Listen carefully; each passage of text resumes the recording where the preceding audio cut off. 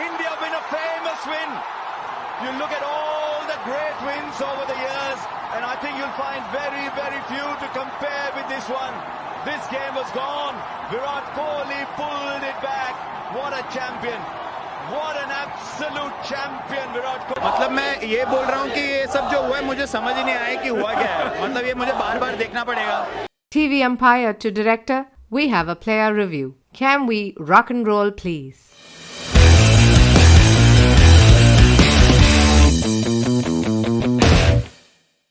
Hello everyone. Douglas Adams says 42 is the answer to life, the universe and everything. And today we're recording the grand 42nd episode of the Bits and Pieces podcast. And we have a fantastic panel here today. Tad emotional under the influence of multiple 42 and multiples of 42 based things here as we settle down to talk about the extraordinary experience that was probably the greatest T20 match we've seen in a long time, the India-Pakistan's opening game today at the T20. And some thoughts I just want to gather from each of the panelists here, but we've got a good panel, so we'll start introducing some of them. We'll start with somebody who got himself onto the panel slightly late. I mean, I think after the match ended, he realized he definitely wanted to be discussing what happened today. When he was young, he was apparently bony. He now thinks the Kiwis are phony. Our very own Malayali Manpreet Dhoni. Say hello to this mad cricket fan, Dhoni. What are your thoughts on this? Just one liner on what you feel. Listen, I can't restrict this to one line because I'm literally a last minute addition. I wasn't supposed to be on this panel, but also you refer to this as a solid panel, and I want to apologize to everyone because I've introduced the liquid bit because this is the drunkest episode of Bits and Pieces that I've done, and advance apologies to all of you listening, and whoever the editor is.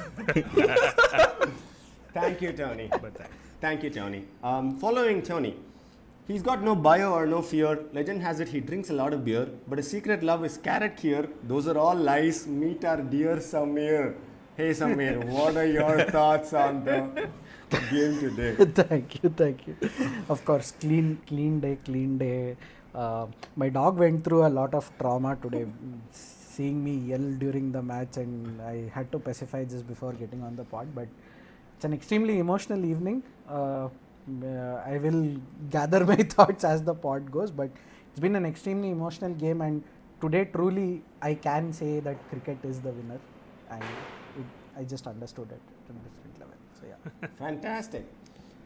You got a man who's total kick-ass with a humor sense of 100 chicas, but our podcast becomes more knowledgeable because we have with us interesting old Vikas. My mom would be so proud. Thanks, Murali. Amazing game. So nice to be back on the pod. So like Samir, I too have a dog story to do with the game. Unlike Tony, who has a black dog story. But yeah, we'll get there as we go along. I mean, I just want to say at this point that I also have a dog, but I don't use it as an emotional crutch to for the lack of a personality like you guys do. So, okay. Shots. All right. Opium is a drug made of poppy. He hates fielding that's sloppy. Calm as Ravi Ashwin's filter copy. The only actual cricket journo here, Abhishek Choppy. Oh God. Hey Abhishek, what are your thoughts? No, I mean just a great match, I don't know. Tony was certifiably the biggest Kohli fan on the podcast, but I was just remembering watching Kohli bat in the last Bombay test that we had, India versus New Zealand, and how scratchy he was appearing, he did hit a 6 or 2 down the ground, but it was just not him. And I came back and I wrote a little bit of stuff around it, and he was still in his elements when he was fielding, when he was captaining the side while fielding, and it's almost like it's been a long time coming. He did score that 100 against Afghanistan, and he's been gradually getting back to form. And if you look at the numbers, they'll tell you that he's been scoring quite okay. But today, honestly feels like it's come back home, and maybe he shed a tear or two, and I mean, so did I. It was just quite something, and you didn't need alcohol today. You were drunk on Kohli. Absolutely, man. Oh, Absolutely. you were drunk on the spirit of cricket. Hey, but Tony, did he thank Anushka today or he didn't? Wow. Very before we move on, I'll shamelessly introduce myself. I'm Murali Satagopan, the host of this podcast today. And we have a 5-member panel, but I'm not going to throw any topics in before we start. I think the topic sort of named itself, threw itself back into the mix, had the word drop thrown around a lot, but forced its name back into reckoning and has shown us that an 82 is the number he commands in situations that demand him the most. Let's talk about this phenomenal Kohli innings. I think Choppy summarized the emotional aspect of it, but I really want to understand the technical aspect of it because this pitch was so different. It was bouncy, it was crazy. The hitters were being, completely just diminished. And this man looked a whole other league. What are your thoughts on that?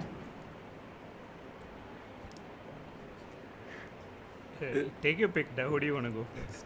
I'm literally going to be the last person to pitch it because we'll shamelessly do reverse alphabetical order and start with Vikas. Yeah. So amazing innings, Murali. So he's rolled back the clock, right? It felt like 2016 all over again.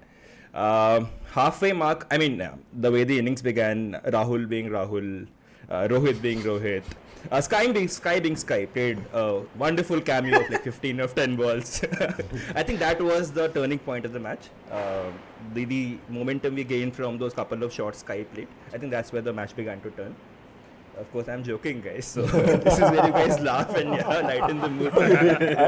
Absolutely. But then, halfway mark, 45 for 3, because was it? can I just say, using the random seniority of a B school and all, that you're doing podcasts the wrong way. You have to minimize the Zoom window so you don't see the others not responding to your stream of consciousness. Just go for it, bro. Just believe it. Just like Hardik believed in Kohli. That Hardik gif is there, no? With the, Yeah, with the neck twist. That's it. Just go. Hardik. Yeah, man. But really amazing innings. So halfway mark, we were 45 for 3 or something. I don't know. So that one over from Shaheen, I think that probably unlocked Kohli, the monster can I just chaser say that he 31 is. for 4, and that fourth wicket was cost either by Richard Kettleborough or Virat Kohli, depending on how you see it, because what the fuck was that run out? Yeah. Clearly wasn't out, right? We could all see with our naked eyes, the gloves broke the stumps first. Yeah, it wasn't even the case that but the one of the two bails remained on. Yeah. Yeah, the call for the run was so fuck all that it deserved to be also 31 for 4 run out Kohli. Later run out Kettleborough, whatever the scorecard says, it has to be one of these two. Yeah. Probably Kohli didn't sign up for the movie, wanted Hardik to come in, not Akshay. Yeah. So good job. Then you've played a couple of balls. Go back now. You know what it is, no? It is that the last time Kohli played in Australia in a proper match was in Adelaide, and then the number 5 then had run him out unnecessarily, which was Ajinkya Rahane. If you remember that, it was just getting his back. There is no other answer to how terrible that call from Kohli was. But but only to be beaten by an even more terrible by Richard Kettleborough. But that's where we lacked. Yeah. But post-match, Sunny was seen giving credits to Hardik as well. Yeah, so kudos to both of them. This is incidentally India's highest 5th wicket partnership in any T20 I's. I think they had a 120 ka partnership or something. So, Hardik to begin with, and then Kohli, that one over from Shaheen Afridi, he played that one Hoik over fine leg. That's where really began unraveling, and then those couple of sixes from Haris. I still have shivers talking about it. Still get goosebumps. What amazing shots, man. That one shot, I think against West Indies, Kesrick Williams it was, right? Straight bat, over deep wicket. Again.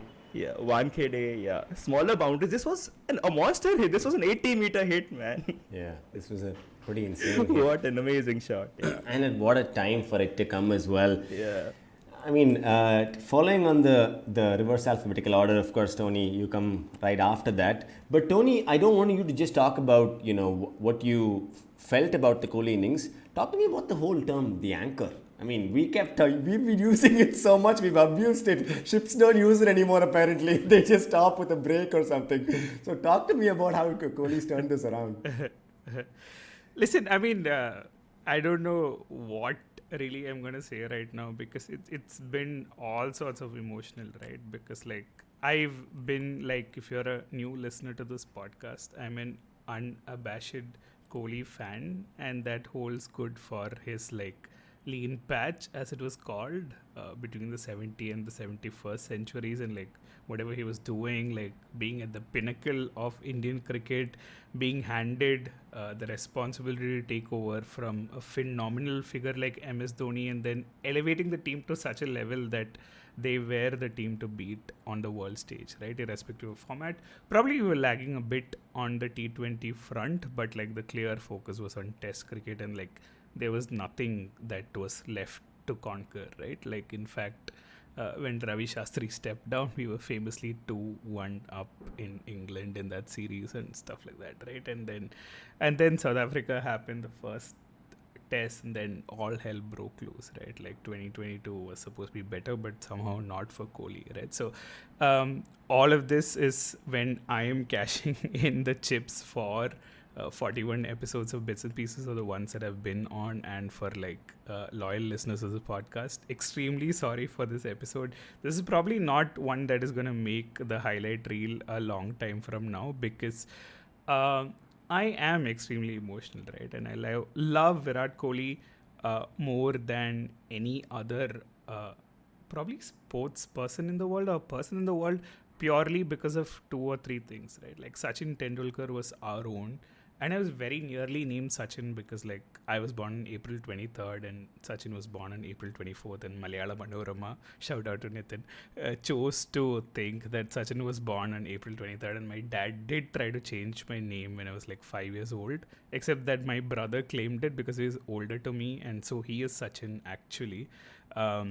But you know what the thing is, like I love Rafael Nadal, for instance, but like Virat Kohli is a different sort of emotion, right? So if like the age that I'm at, Rafa, me, Virat Kohli, all of us are at the same sort of age bracket, and tennis is supposed to be the loneliest sport in the world, except for Virat Kohli, who found the last 2 to 3 years to probably be the loneliest time in cricket in India, when India was punching way about its weight, right? Not only in results, but also in running the game and telling people literally to fuck off, right? Like we can dictate what the rules of the game are. We are in power now, and we can do whatever we want. And Virat Kohli, for me, despite his early like misadventures with political stances or like correctness, later changed course, right? And at the risk and at the peril to himself to actually fall on the sword, because literally he was ousted from Indian captaincy, right? And then he ran through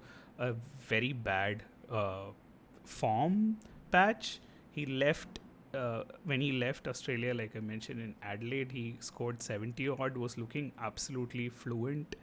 He left it because his daughter was being born. He made a statement saying, you know, cricketers are people after all, we can take paternity breaks. And then to come back from all of that, right, with a century against Afghanistan, probably when he least expected it, but also to like step away from all of it, to have the grace and courage to say, you know, screw this, none of this matters. I know where my life is centered and what I need to do, is very emotional for me, because I could relate to it at multiple points in time, right? To question the background you've come from, to question the truths you've told by mainstream media, to ignore this, what the stats are telling you in the short term, to trust your body and the process that you're putting in, and to know that the results will come eventually. So today is unfortunately the culmination of all of that, and also the culmination of probably a half a bottle of Jameson for me. But today is more than about what was out there on the field, right? Because literally nothing was left out there on the field. And a couple of weeks earlier, Sanju Samson fell 2 hits short. I'm just like extremely glad that we didn't have a heartbreak in the last over where probably we deserved it. When we ran a 3 off a ball that hit the off stump, right? So yeah, I've rambled on more than enough. I'm not sure if I've made sense, but it is extremely emotional for me, and I'm just extremely happy and proud that Virat Kohli has done what he's done today, that the world stands there to recognize. Earlier today, we had a draft where one of our occasional panelists, Varun Murali, created a draft league for us for the World Cup, and Virat Kohli is part of my team, so I think I'll probably be at the top end today. So all good things, but also like Virat said at the press conference, not the press conference, Ravi Shastri was interviewing him immediately after. I am short for words, but just an amazing, irrationally beautiful feeling. And in Will Smith's words, these are the few moments for which you exist, right? This is the pursuit of happiness, and I can't be shorter than this, but also I hope you feel a little bit of the emotion that I'm feeling, because nothing better than this, honestly. I think we feel way more than this. I'm coming right to you, Samir. I think we feel way more than that. I think, Tony, you summarized a lot of our thoughts in so many ways about the emotions we felt. I think I was just talking to Vikas before we started recording. It's not just Indians, not Pakistanis. I think people from way outside, like people from England or people who are not even from cricket watching countries, felt the emotion watching the game today, because it was that amazing. There was so much in store. And just to sort of set the balance right, the entire spectrum of the World Cup can change after this. India could get knocked out in 4 more games. None of it could really matter. This innings could completely be just a blip in the larger scheme of things. But at this moment today, it feels like everything is okay, because that's how amazing the experience of having watched that game was. Samir, I'm eager to hear what your thoughts are, and especially after that emotional, talk from Tony. I can't finish the rest half of Jameson that Tony has, but I can for sure make you guys emotional, because I know exactly one person who would have been really happy seeing this innings, and it's a person who's not with us today. This is Travis Basevi of Crickwiz, because leave the emotion aside for a bit. Virat Kohli played percentage cricket to brilliance today. He knew at what time, at what instance, which bowler to attack. Subconsciously, he was also aware that the 19th or the 20th over potentially will be bowled by the slow left-arm bowler Nawaz, with whom he has an advantage. That was a matchup that was in favour, that worked out to him, and he played it perfectly to script. I mean, today you would have, had Travis been around, you would have seen a Crickwiz tweet thread go out later in the day which said what sort of percentage cricket, that whole entire 118, 120 run ball partnership that happened, what was Virat Kohli's strong areas, what was Hardik Pandya's strong areas. Think about it. And the other thing, sorry about the bad audio, my neighbors just started the scooter. The other thing about that whole partnership is that there is not a shred of reassurance for India's campaign in the World Cup. Trust me, it is not. You literally leaked runs. You were backed yourself up to a corner. You needed 115 of the last 10 balls. But keep all of that aside, right? Thinking about it, I really have to come back to the emotional aspect of it. At the end, when Ashwin just left the wide, right? When he was just left the wide, it just felt like somewhere Amrish Puri's just turned up at the platform and he's just said, Ja Simran Ja, Jile Apni Zindagi. And I was at that point, I was certain that this is not going into a super over. Ashwin's going to pull out just for a throwback, right? And sorry for the interruption. Ashwin is the man you want when you need 2 runs of the final ball.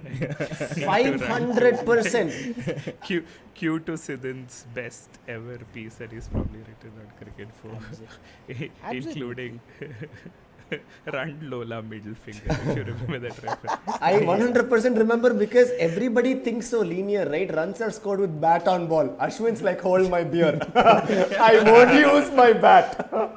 That's for the hold children. my filter coffee. Yeah.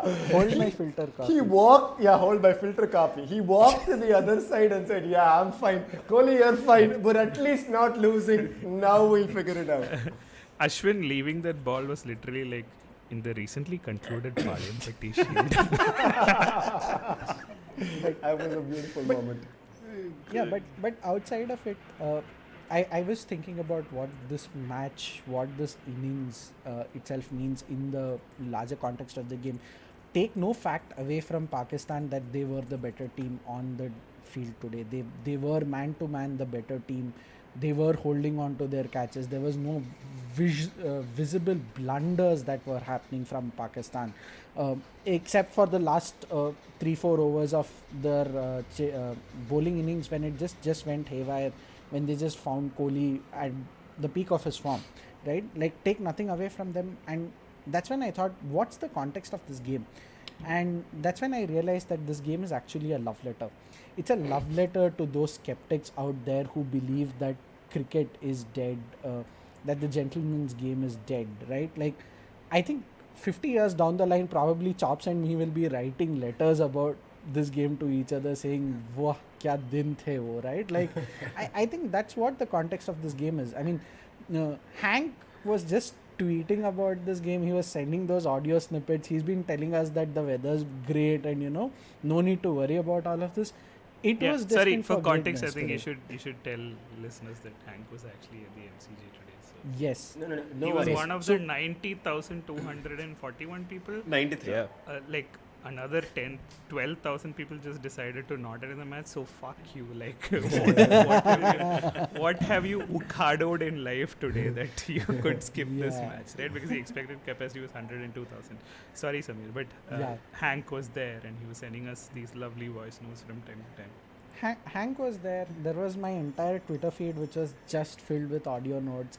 And the moment the winning runs were scored, thus the outpouring. So I believe in the larger context of the game, this is a love letter. This is a love letter to our dearly departed Travis on how to play percentage cricket, because trust me, even Pakistan played percentage cricket to brilliance. If not for that mid-innings collapse, you were easily seeing a 175 plus, 180 plus total. So there is that. It's a love letter to Pakistani fans to believe that Babar cannot score, Rizwan cannot score, but someone else will lift their hand up. It's a love letter to all the Virat Kohli fans to say that the king is here. He's done his 71st. The monkey is off his back. He's there. He's going to silently take his guard. And it's a love letter to all the hopeless romantics to believe that cricket is still the great game that is there, because come what may, right? Like, come what may, you always have the games that you believe in. Sport will make you fall down. Sport will also have the redeeming power to pick you up from the dumps, right? And sport also has this quality where for a brief moment, I want to bring, sorry to use Binny as the emotional crush. Binny, my dog, is actually coincidentally named after the current BCCI president, Roger Binny, very affectionately after the 83 win, which my father-in-law has fond memories of. So there was a 2-second silence when I was like literally glued to the screen, and Binny just put his hand on my shoulder, and I was like, dude, I'm really sorry for shouting my voice off. So yeah. So there's that. It brings you closer to people who, who you never thought would come into your life, right? Like I was a person for 25 years of my life scared of dogs, and today I just live with one and just effectively taking them out. So yeah, sorry, I just need to take my dog out for this one and also wipe my tears. So yeah, that's that. Roger that. Roger that. Some phenomenal points there, but I want to take a moment to call out Travis Basevi and his impact. I think a lot of us don't even know why we love watching so much cricket. I think for many years we did cricket with instinct. Instinct was the only way we learned how to play. Oh, it may come here, it may land up there. This is probably what the bowler is thinking because this is what he may have had for lunch. That's really what our maximum intentions were. Today, everything is broken down as stats, everything has matchups. We've got great ideas into how a team is going to even approach a game because of Travis Basevi. In the early 1990s, he had started building what is now known as Stats Guru, and then he worked with CricViz, and he's built some outstanding foundation for all the great cricket mathematics that's being done and spoken about by all the data analysts today. And so this is a moment and a shout out to Travis, who's just recently left us. And another thread following on the alphabetical line is the emotions in the stadium. As Samir brought up, I think Mohan, many of us were not in the stadium. I'd like to clarify to our viewers that none of us in this panel were anywhere close to the stadium. The closest Or even watching the game, right? We just like literally looked at the score. Yes. And take Murali, it. do I say something? Yes. Do I say something? Yes. I had tickets for this match. I could not go. So he was one of those That's the closest I can come to. 12,371, Yes. I think. So apart from virtually lost fantasies, I think the closest we, in fact, seeing what kind of lags we have in streaming today, some of us watched highlights. Like what we technically saw was highlights of the live game about a few minutes later. But there was one man, as we call our contact inside the stadium. We always have one. Today we had, of course, and this is crazy because now we can call him a convert. Because this man walked out loving the T20 format itself after the game that he saw today. Mohan Krishnamurthy, lovingly known as Hank, was there inside. To the point, and this is a man who soaked himself in. If it's white, it's the dress. If it's a ball, it's red. That's his demarcation always. And today he saw white ball cricket, lost his self, and sent over 15 voice notes from trains, buses, and all other modes of transport he was taking. And this is a moment for us to pause and listen to him transfer his emotions live as he walked out of the stadium. Let's listen to Hank talk about, how he feels out there. Okay, so a bit more calmer now. So the two talking points will be the run out. First of all, the stumping of Akshar Patel and the no ball. Seriously, I think if you look at it very carefully, very touch and go, extremely 50-50, probably even less than that, 40% not a no ball, 60% no ball. It'll be debated quite a bit. But the way the Pakistanis dealt with it and just got on with the game, I think was fantastic. The crowd itself was extremely well spirited. There was banter, there was fun, and good acknowledgement of good cricket, and sometimes not so good cricket on both sides. I feel really sorry for Nawaz. He bowled the last over. He should never have bowled the last over. But I think the Pakistanis may have panicked a little bit and got him to bowl the last over, and he just crumbled, and the entire team crumbled at that point, especially after the no ball was given. But really, the calmness with which the bowled, they took 3 runs off that, but the presence of mind, situational awareness of Kohli to do that, absolutely fantastic. And I think that may have been one of the points that turned the game completely. Pakistanis were just so shell-shocked. They, on the field, you could see them, they had no idea what was going on, and then they proceeded to completely implode and lose the game. You had to be there to see the shoulders and the way in which they sort of crumbled. It was just so amazing, and Kohli's calmness was just fantastic. So I think so many talking points in the game, and it was really a joy to have been there in the ground, to have witnessed it. Nawaz, meanwhile, has applied for asylum in Australia because he's not going back. So, all right, I think I'll stop there. Have fun in the podcast. See you guys. Following that, I think Hank pretty much says what it is like. The raucous sounds from his train and from the stadium shows, right? People are dancing. People are enjoying this. People feel like this was one of the best Sundays they've had in a long, long time. And thanks to Kohli and what the Indian team pulled off today. Choppy, take us through the technical aspects of it. What did you think was technically sound? Because Kohli, he is right. Samir was right, stats-wise also. Kohli was 34 of 33. He was 82 of 53, which means he got 48 runs at a 240 strike rate of 19 or 20 balls. And he did not hit the weaker ones. He did not go after the spinners who are apparently the weaker attack in a pitch like this. He waited for the pacers to come back, even though they're going to hit the deck hard. And he hit classy shots around the ground. And it felt, yes, Tony says it felt like this had to happen. Karma points have to add up. But I also think Kohli did things that were kind of so exceptional to watch and admire, right? Talk us a little through that. So I just want to start at the top. I think I love Kohli as much as the next person except Tony. But if you have to start at the top, I think the way in which Arshdeep started us off and even Bhuvi started us off was quite tremendous. I mean, Babar Rizwan cut both ways for Pakistan. We were lucky that. Can I just say Gautam Gambhir likes this? You're not forgetting. Yeah, but I mean, both of them were quite brilliant at the top, and I think our changes after the first set of spells by those two probably gave it away a bit. Let Iftikhar and Shan Masood settle into some sort of a rhythm, which is quite odd to watch. I mean, it was almost like a script, what you had to do on that wicket, but. Maybe Shami hadn't played T20 cricket for a long time, was coming in cold. Hardik perhaps just gets a tad bit too excited about what he can do with the short stuff in Australia, and I think we gave it away there a little bit. And then, I mean, credit to Iftikhar, he just took off in one of those Akshar overs and really set the ball rolling for Pakistan. And I think we lost our way in the middle somewhere. Didn't pick enough wickets. Didn't pick them regularly. And 160 with Pakistan. Pakistan's bowling was pretty competitive. I think we had won the match when we didn't give away wickets to Shaheen, who was like the absolute monkey. Or what did Tony call it? The albatross around our neck, as he mentioned in the last episode. So yeah, I think we won the match there, and it came true because. We did win in the end, but yeah, the other two guys, Naseem and Haris, were particularly brilliant. And I mean, I think by the 12th or 13th over, I had myself tweeted that the Hardik and Kohli partnership is great for our net run rate, because by then you were like, what are these guys doing? And the whole hitters versus batters thing.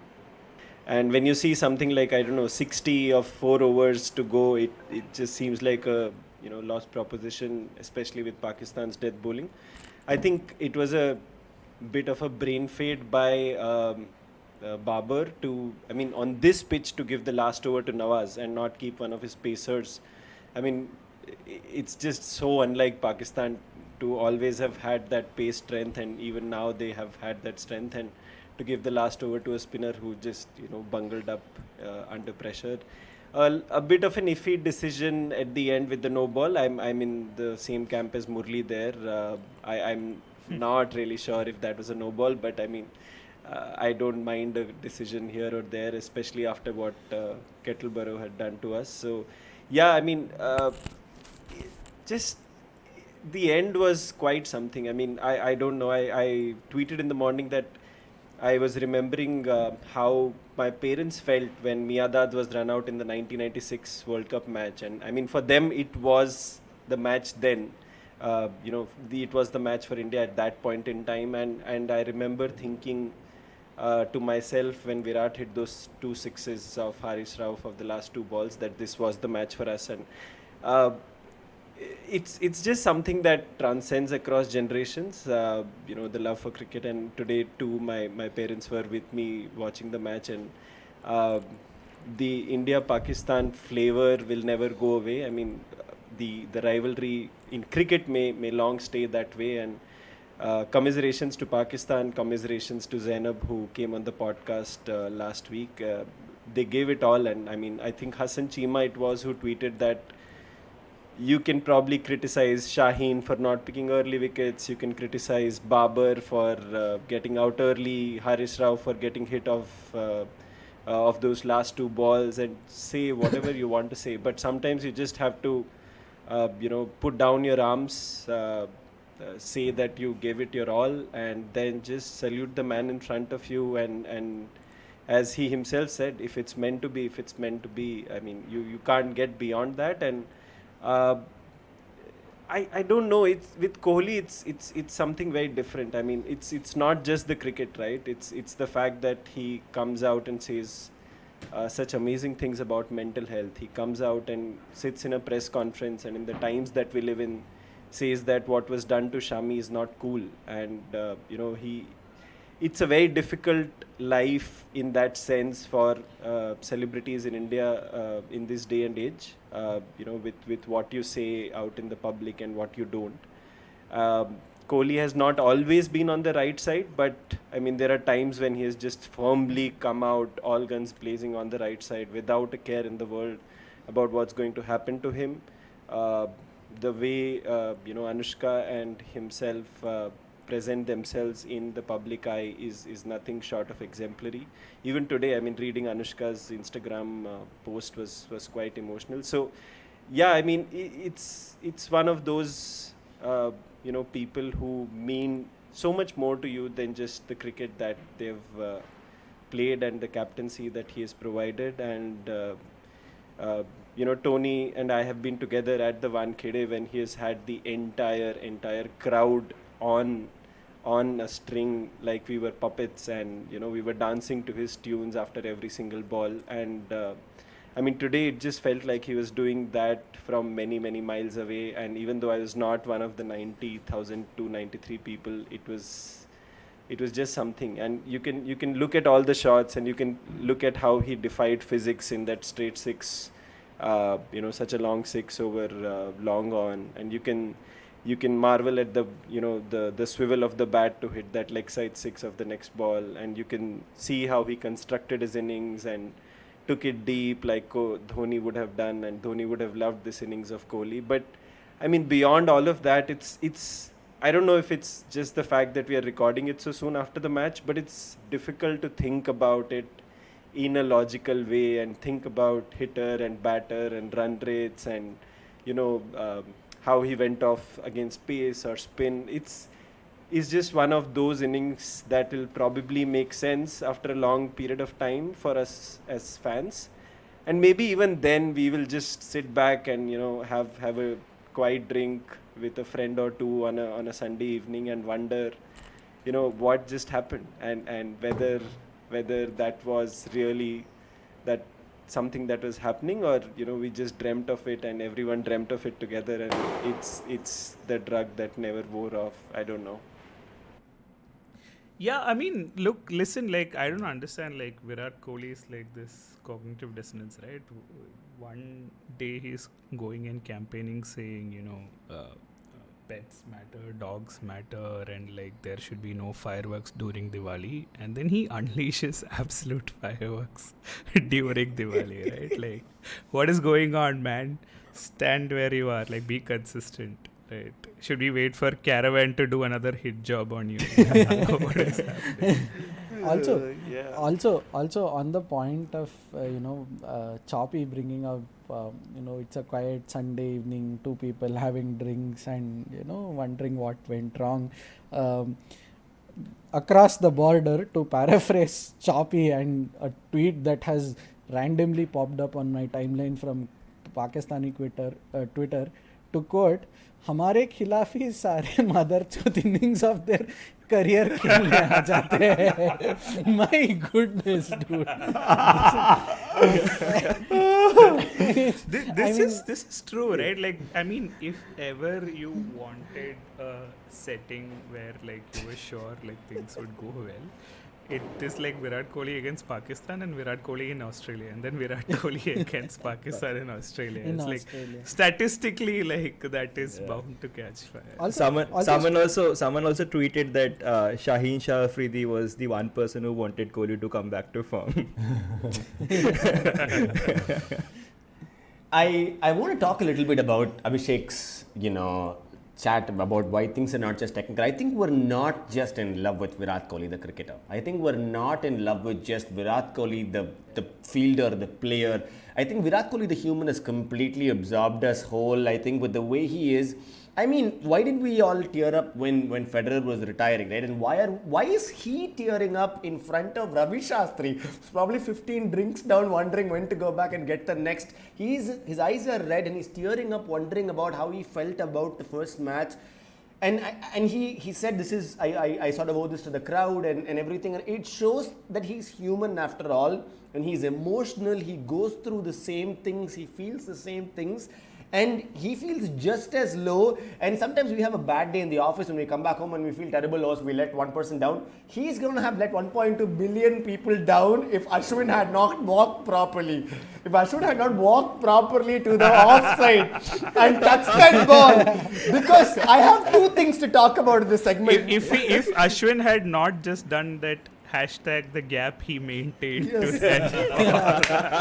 Like there was a collective sigh that NASA saw as a light on top because it was Diwali. Because NASA sees all of it. Imagine in an alternate universe, that ball when Ashwin like steps to the side and there is like a thigh pad on his back and the ball just catches the thigh pad that is tied to his back because he can't run, and then India lose by 1 run. Right? So And I think there is this is a weird problem I see, where I feel like DK would have been a better batsman if we needed 4 of 2 rather than when we needed 2 of 2. It is horrible to say this because I think DK would have finished it if it was 4 of 2. He had no idea what to do. What do you mean straight back down to long on for a single?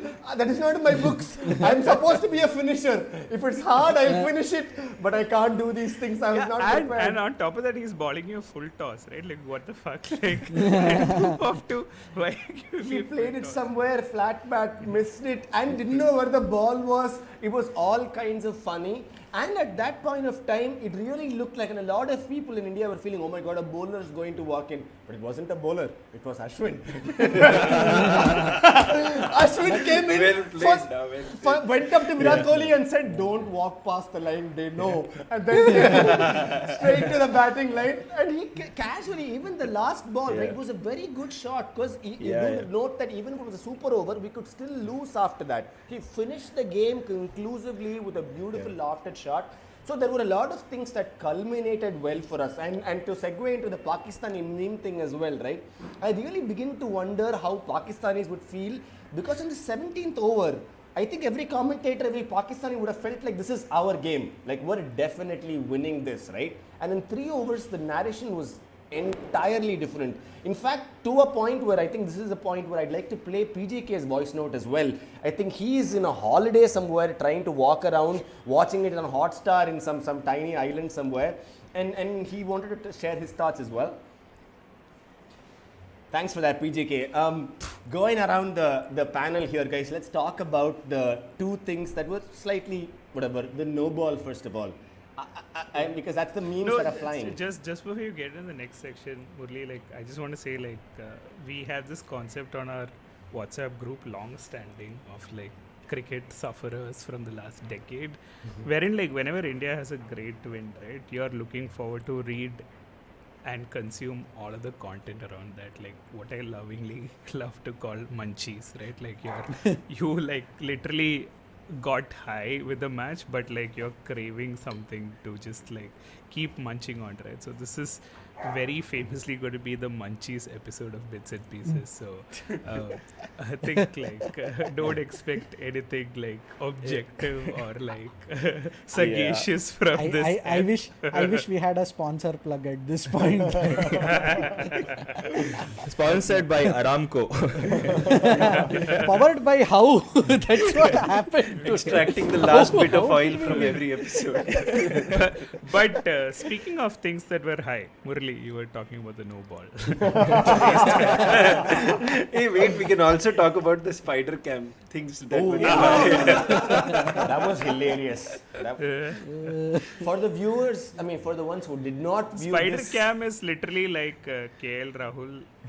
No idea why he's there and what he's doing, but he's like getting in the way of people having fun today. Like, But is that meme out already where like Hardik is being hugged by Kohli, Rohit lifting these two up, and KL in the background with just his poker face? I'm pretty sure there would be a meme like that. If it's not out by the time we're recording, it's definitely out by the time the episode is out. So, Hey, but yeah, I was just looking up stats. These are like the 6th most runs any team has scored in any T20I in the last 3 overs to win a match. We scored 48. The highest is like 59 in some inconsequential game. Yeah, so history being rewritten. But interestingly, the other point, right, like coming to the no ball itself, I was listening to the commentary, and the commentary was like totally wilding for the last this one.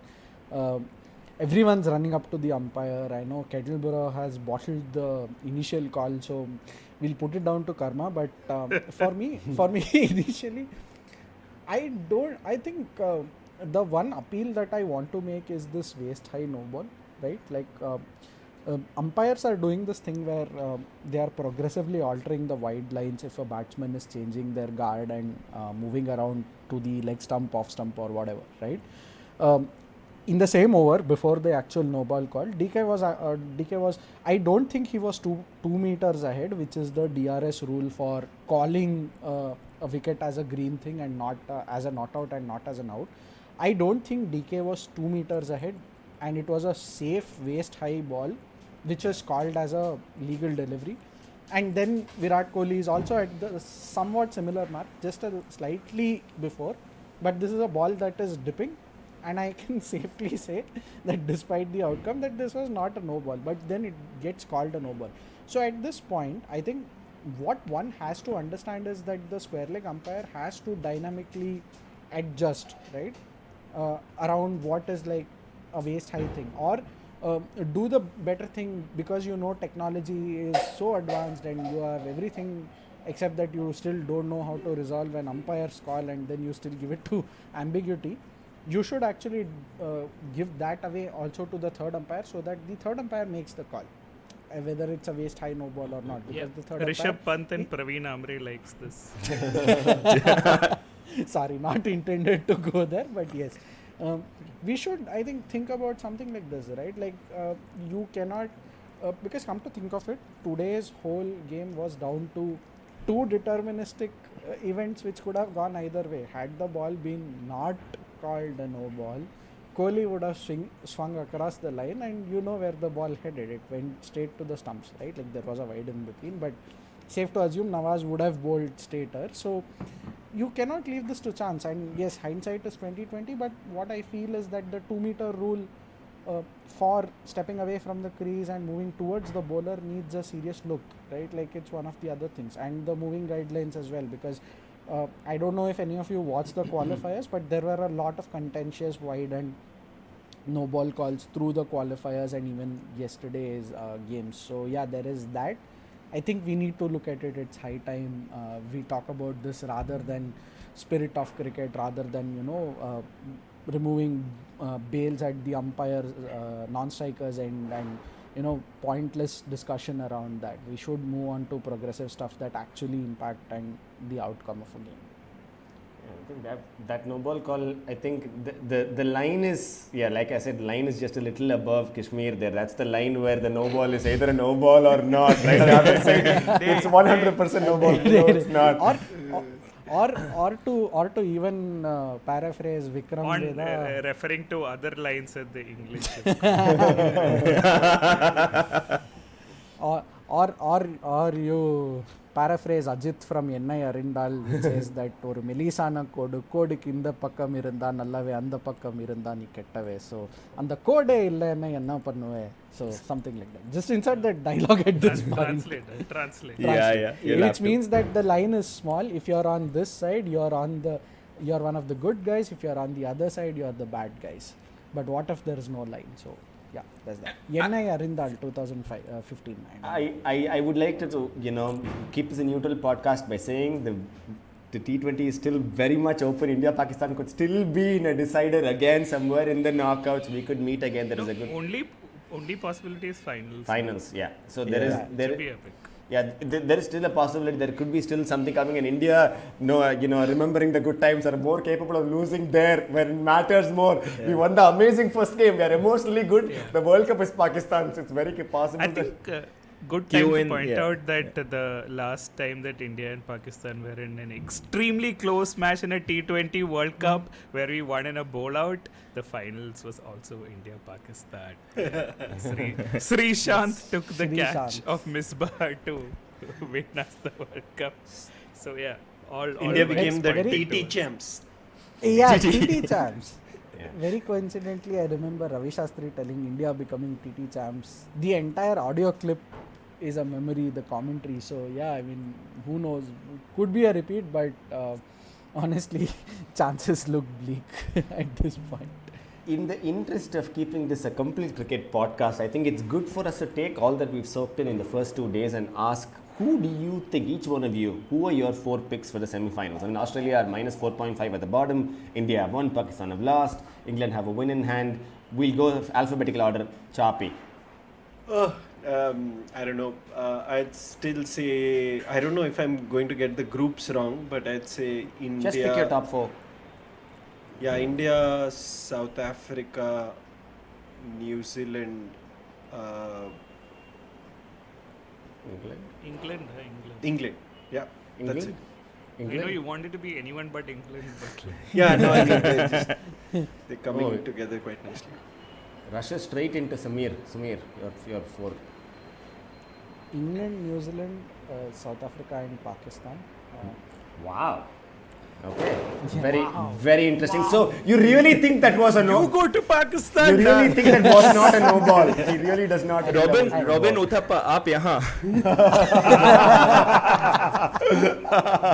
What a key reference, Vikas, I think. What a key reference, Vikas. Yeah. So before the tournament began, or just before the Super 12 stages, all these panelists were asked name the top 4, as we are doing right now. Of all the 8-9 panelists, there was only one. Only one person said that India will not make it, and that name was bang at the bottom of the list. And that name was Robin Uthappa. Only because his surname starts with a U. But just to quickly clarify, I have not been bullish about India's chances at this World Cup since the last 3-4 editions of the pod, and I still believe today also is the emotions and the oomph and the love aside, there is nothing that India has done that's gonna displayed remarkable confidence in the team. In fact, it's actually seeded more doubts for the rational me. Of course, the supporter me would love India to be there, but if my rational side were to trump, these would be my choices. All right. And I still see Pakistan going through. So yeah. Tony. Hey, before I go, why don't you go there? Oh, for me, I think I'm pretty confident that it's New Zealand, England, India, South Africa, because though I do see Pakistan being a very, very formidable team, I feel like South Africa are that team that nobody really bothers worrying about, and they have a pretty strong lineup that that just says not Temba Bauma, because they have a pretty strong lineup, and they have a good bunch of bowlers. Even their slow bowlers are good, so I feel like they can bring their complete capabilities to the party. England have the widest squad. They can really replace people. They've got the strength to keep going throughout the tournament if they get a freak injury or another. So I feel like England have, and New Zealand, just because they have people who can fly, like they have human beings who are flying on the cricket field, which is not normal. And I think they are It's also the world's #1 capital for bungee jumping and flying fox and all sorts of Glenn's list is flying across the field, and they are Yeah, like they're basically like at this point auditioning to fly into whatever that mountain of doom is in Lord of the Rings. I think that was called Mount Doom only, right? No. Mount Doom. Daniel. I've never read Lord of the Rings and I hated all the movies, so you know where I'm coming. Not because they were set in New Zealand, for the record. Daniel One Flynn. need to room them all. Oh, Daniel Flying, very good. Daniel Flynn. What's your pick, Tony? I'm fairly confident of India, Pakistan and England making the semis. The fourth team I really have doubts on. It could be any of Australia, New Zealand, but I'm going to take the dark horse route and say the fourth team is going to be Sri Lanka. Wow. So, yeah. Very interesting. India, Pakistan, England and Sri Lanka. Vikas. Oh God, this is like the Queen and her subjects in the Indian subcontinent. The Commonwealth Commonwealth Cup. which is basically all of cricket also. Yeah. I think so we'll let us slip that part. Right. Let's we will leave that. Yeah, so I Vikas. think England will have to screw up really bad to not make it. I think head and shoulders above any team in the tournament. Man for man, I think they're the best side. So England, obviously, the first choice. From their group, I still believe Australia have a fair chance. They're all allowed to slip up, right? And somehow I've always felt that Australia raised their game before the key matches. I won't be surprised if they end up beating England. Yeah, they might just. So Australia, England from the other group, and from India's group has to be India and Pakistan. South Africa, yeah, very good side, but still believe India will have to again screw up really badly, lose to South Africa and probably one of the other teams as well to not qualify. But Pakistan, I believe, will ace the match versus South Africa. So yeah, India, Pakistan, England, and Australia are my 4 picks. Pretty diverse picks, there are a lot of us. I think this brings us to the point that I think is something that we should kind of address, because Kohli definitely made us forget that we did a lot of things wrong today. India did a lot of things that were terrible. We brought ourselves to a point where we needed a hero. We were like, we don't want any art of cinema, we want Telugu cinema. So we will take it till the end and bring the hero who can do a fight scene in the last 5 minutes. We want Rajnikant second half. We wanted fireworks, but I mean, I think the few things that, surprising things that worked for me was Shami was outstanding. I think we always joked he was nowhere. He was somewhere eating some biryani somewhere. They called him up and brought him here, and here he is bowling some outstanding 4 overs. Arshdeep had a great start, so did Bhuvi, and yet somehow 160 snaked through. What went wrong?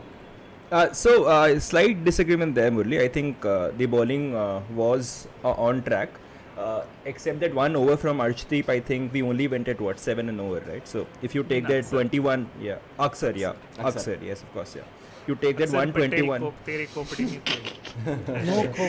Just wanted to say, in addition to what Tony just said, that when Kohli pointed that finger up in the sky, he was pointing towards Nitin up in the sky.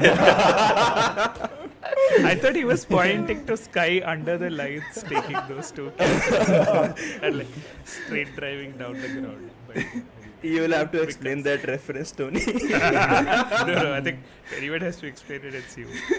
Yes. Blue sky for you. Yeah, so as you're all aware, as I hinted to earlier in the pod, Sky is the greatest T20 player ever to come out of India. Okay, not today, second greatest. So he took a couple of really amazing catches, and we all know our outfielding has been fairly shabby of late. We've actually dropped a lot of catches. So I think took a couple of good catches, and I commented on the group then that it's always difficult to catch under lights. Queuing in Sunny G. Only because he had a shirt tucked in.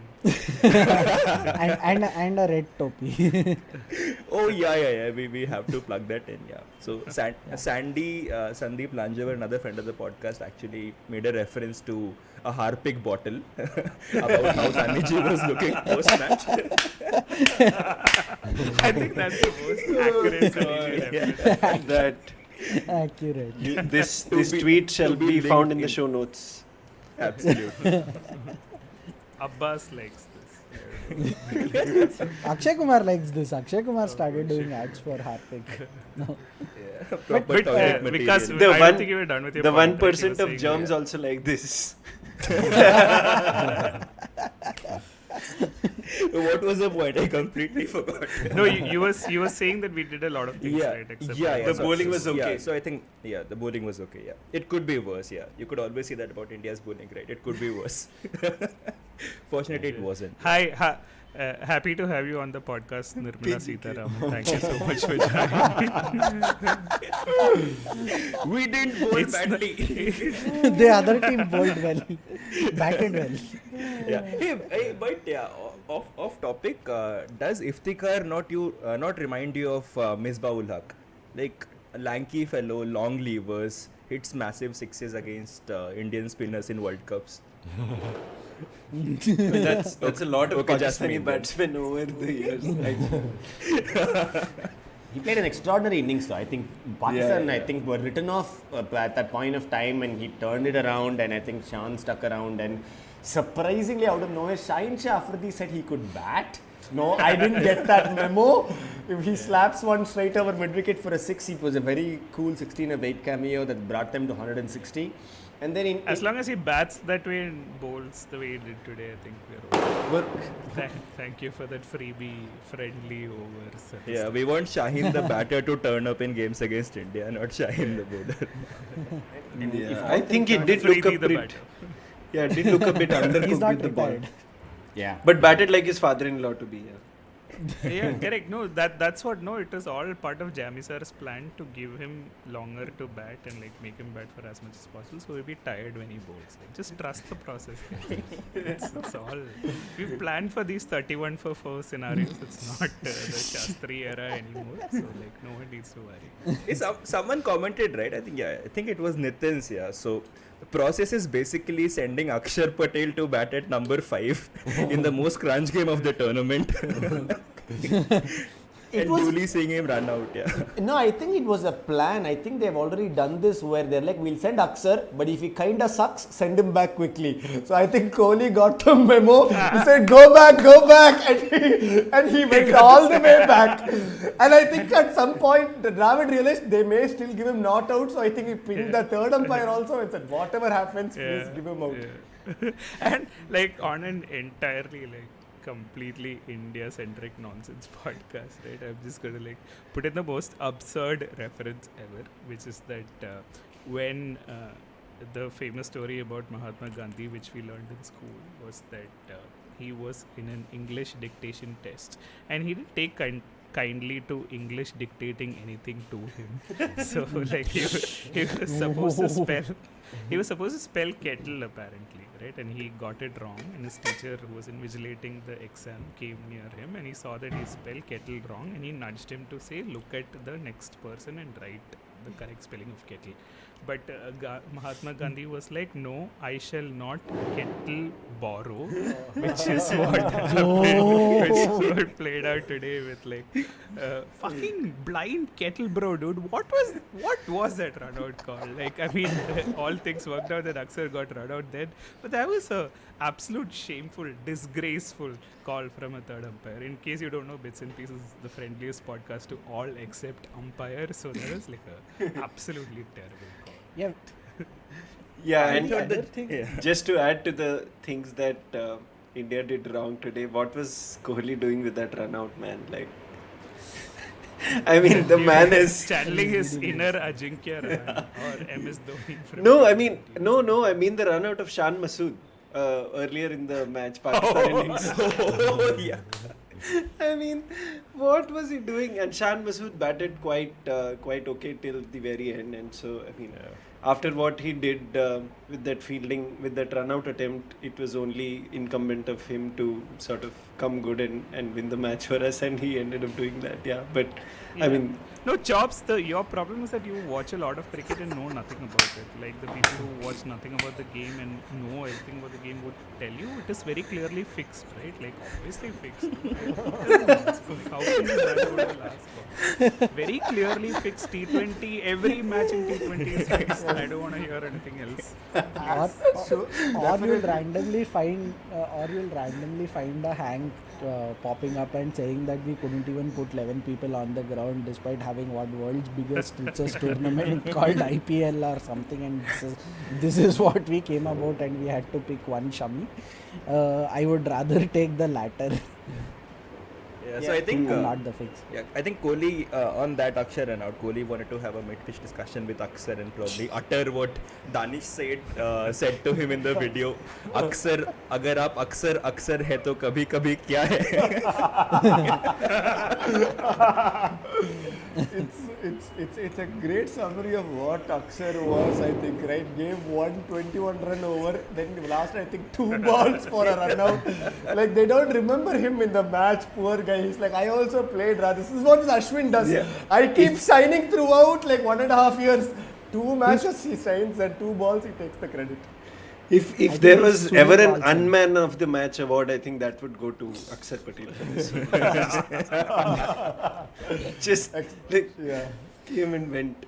Yeah, but sponsored by vegan meat, which is not meat. Yeah. Unman of the award.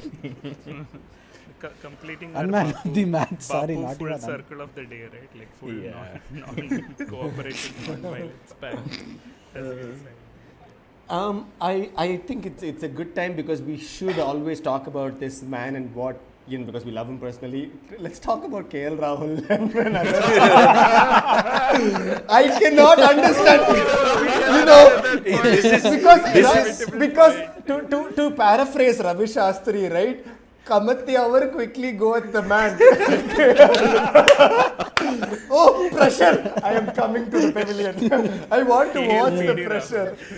Why would he do this? This is Macha. This is where we insert the voice note from Kaustubh, which has not come in yet. No, I think for KL, someone we've always been who's always been accused of being like fairly inconsistent. He seems to be like finding his inside edge onto the stumps with fair bit of consistency. Yeah. So I have to be fair to him. He had 550s in the last 8 innings or something like that. He comes into places in good form and he forgets that he is in good form. He keeps forgetting that and still, inside edge, okay. Oh wait, I'm supposed to be in good form today, damn it. And then he already has left by then. No, Murali, he finds the inside edge because he also derives insights that go on to Sunil Shetty's LinkedIn, right? So it's only a given that he's finding these inside edges. Tomorrow's even big post will come about why cricket is about how Hotstar was able to concurrently broadcast 1.6 crore people on their app, and there was no engineering lag.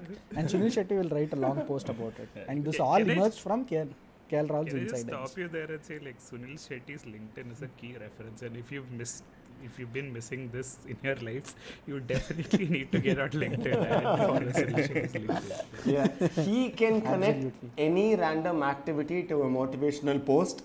If he can take KL Rahul to motivate people, he really has a knack for this. And I think everybody, kept saying Rizwan and Babar are going to be the people who will, bog them down. I saw this fantastic meme that came out. Babar and Rizwan getting out early is the greatest thing that could happen to Pakistan. They could post a competitive total finally, 160 at least, to play with. Because but very unfair, right? Because key stat for Pakistan is that their 50% of their runs in the last many T20 years has come from their openers, right? The next highest is probably 36% or so for India and Australians. I'm Don't surprised let it's only anyone 50%. bat. Don't let anyone bat. It's like, my bat, my ball. After my batting is done, I'm going home. Or as Sunny would call it, they are like Khadus batsmen. Yeah, correct. Mumbai batsmen love this. Which interestingly, I also have to bring to this point. Recently, I watched a Pakistan cricket team has been putting out some good content on YouTube. I saw a video in which Matthew Hayden invites the entire Pakistan team to his house for a dinner with the mentor or some in that. Sunny Ji is there in that video and he is telling Babar Azam, आप इतना पीछे होके क्यों खेलते हैं, थोड़ा आगे होके खेलना है, bowler को destabilize करना है, which is very unlike Sunny Ji. And then he signs a cap at the end of this. So yeah, he's got a special logo of his own actually. And it was on his t-shirt, it was on the cap that he gave to Babar. And yeah, but I thought that was a very nice clip. There's also a point in the video when he's talking to Babar, suddenly sees Mohammad Yusuf standing next to him and remembers that Yusuf still holds the record for most test runs in a calendar year, and says great things about him. So yeah, just a feel good video with everything that's been going on. I don't know, we are looking for crumbs of peace and solace. And no, but speaking of uncles and great content, I really loved Harsha Bogle's podcast with the great cricketer, but also I think all memes from today are beaten by Harsha Bogle live on air when Rohit Sharma lifted Virat Kohli and Harsha was like, "Oh Rohit, watch your back. We cannot afford for you to be injured." So yeah. I think all the talks about the rift and all of that just got thrown straight into the dustbin with what Rohit Sharma and Kohli are displaying today in terms of, what kind of camaraderie they're sharing. And it's also a good time, an hour and 9 minutes into this, that I, over and above all the great emotions, the beautiful game that we've had today. I think there are some clear-cut areas that India definitely needs to work on, as we identified here today. But I think it's a great setup, a phenomenal start to a World Cup, one of the best first Indian games we've had in a World Cup in a long, long time. And we're really thankful to KL Rahul, Rohit Sharma for allowing Virat Kohli to do this by performing so poorly. And we're also especially thankful to the fact that we got, because Hardik Pandya was supposed to be playing a different role here, and what he did today at 40 of time 36 odd, it may be completely forgotten, but it was a not that high scoring scoring a rate. But I think he really kept the anchor around to allow Kohli to make his way through to that. So I think huge shout out to Hardik for a very good innings. And I think it's a pretty great match. But let's not forget his bowling. Right? Oh, yeah. When Hardik bowls, he's like worth his weight in gold, right? And like basically like that spell, I think changed it from probably potentially a 180 to down to 160, where he got those 3 or 2 wickets in those two overs. Three wickets in those 2 overs, right? Like and 3 for 30, right? Like Very similar figures to Arshdeep, 3 for 31. Yeah, I think Arshdeep also had a magical first game. I think the way Arshdeep and Bhuvneshwar were moving the ball to watch Rizwan and Babar look so clueless was, I think, pretty outstanding. And this is, I think, more of a in memoriam to poor Jasprit Bumrah, who's sitting somewhere wondering, boys, I was supposed to be part of this. I was in that book somewhere. Poor guy, but I think he's proud of what our boys are achieving, the bowlers are doing.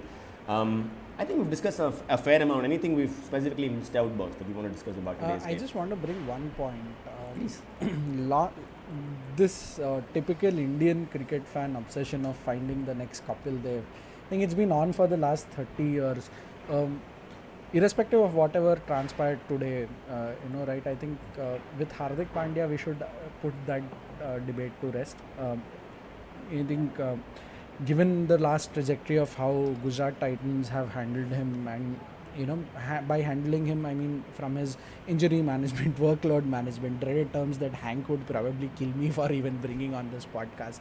So things like this, I believe we do have another all-rounder who may almost match up to Kapil Dev's standards. We always thought it would be one of the Pathan brothers, Irfan Pathan being the more likely candidate of it. But although they weren't able to punch above their weights, they did give us glorious memories.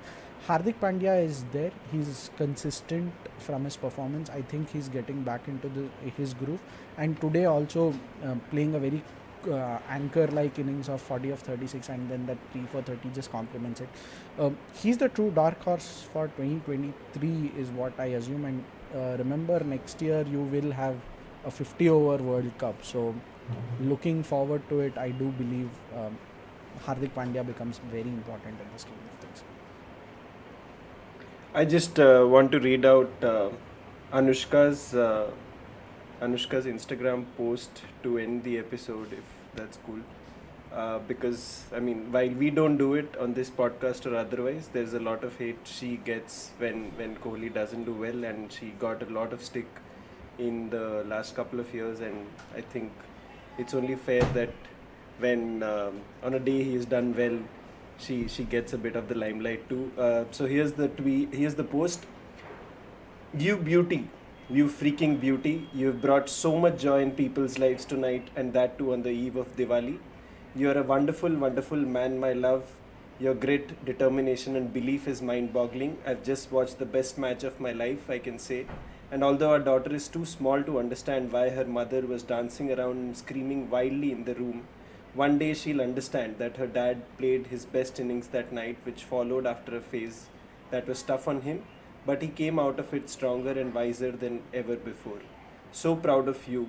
Your strength is contagious, and you, my love, are limitless. Love you forever and through thick and thin. Basically, what Tony said just on Instagram. Yeah. It's a beautiful, beautiful summary of what happened, what we felt today. I think we owe it to Anushka to close on that beautiful point, right? I think many of us feel many things. I think she feels the most human connection of it all. And I think I was a little moved just, listening to Chapi read that. I think sums up our day. Great Sunday. I think over Jameson's or any sons or daughters you're with, I think it was a pretty phenomenal. I think it's a good moment for us to sign off, and I'd like you to always like you to keep the image of Ashwin walking away from that wide in your head as you calmly go to sleep tonight and feel happy and zen. Thank you for listening to us on this beautiful episode number 42, The Answer to the Life, Universe and Everything Else. Here with us, we are Vikas, Samir, Tony, Abhishek and Murali signing off. Thank you so much.